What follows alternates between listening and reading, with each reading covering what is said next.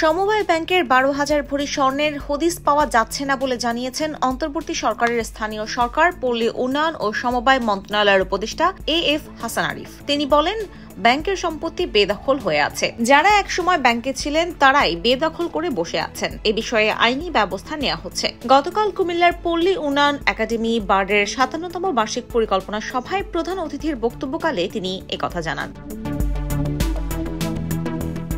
বলেন, সমবায় ব্যাংক দাঁড়াতে পারছে না, কারণ সমবায়ীদের মধ্যে সমবায়ের মন মানসিকতার অভাব রয়েছে। সমবায়ীরা শুধু কমিটিতে ঢুকতে চায়, কি উন্নয়ন হলো সেটির দিকে লক্ষ্য নেই। অন্য সমবায়গুলো শুধু কমিটি কারা করবে এ নিয়ে মারামারি মামলা করে।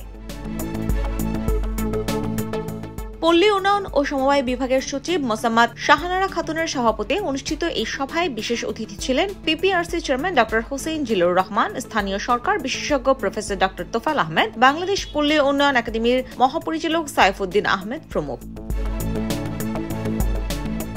সভায় বক্তারা সাম্প্রতিক সময়ে বাংলাদেশের পল্লী উন্নয়ন ও সমবায় ক্ষেত্রে বার্ড যেসব গবেষণা ও কার্যক্রম চালাচ্ছে তা সংক্ষেপে তুলে ধরেন। সেই সঙ্গে বিশেষ অতিথিগণ নিজেদের বক্তব্যে বিভিন্ন পরামর্শ দেন। পরে সাংবাদিকদের সঙ্গে আলাপকালে উপদেষ্টা বলেন, সমবায় ব্যাংকের বহু সম্পত্তি বেদখল হয়ে আছে। যারা একসময় ব্যাংকে ছিলেন তারাই বেদখল করে বসে আছেন। এই বিষয়ে আইনি ব্যবস্থা নেওয়া হচ্ছে।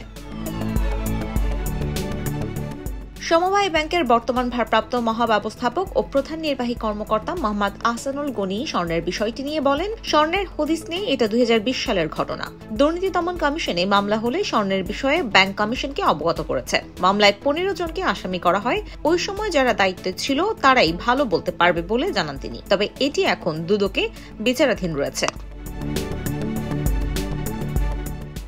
IBTV USA news desk.